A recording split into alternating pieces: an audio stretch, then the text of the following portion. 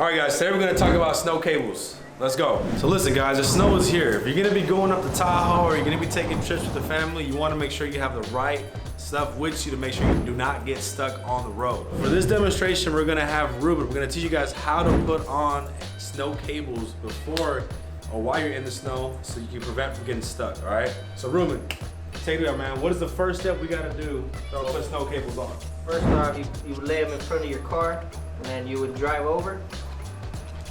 And then once you drive over, then you would have your cables come up. And then you have some hooks where you can hook them. And on this side, the little cable goes through the little hole. Just like that. Once you have that, you take this.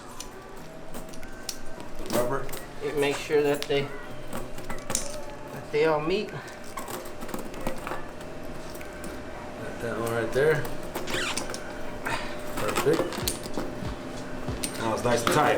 And just like that, you have your snow chains put on, safely secured, and you're good to go. So Ruben, quick question for you. What happens if my car is a front wheel drive? Where do I put the chains? So if you have a front wheel drive, the chains will go in the front. If you have a rear wheel drive, the chains will go in the back. And if you have an all wheel drive, you would want to put them in the front. Got you. Sounds good, guys. There you guys go. There you have it. That's a tip. If you guys are getting prepared to go to Tahoe or you guys are getting prepared to travel, make sure to put the snow chains on, snow cables on, so you guys can have a safe time on the road.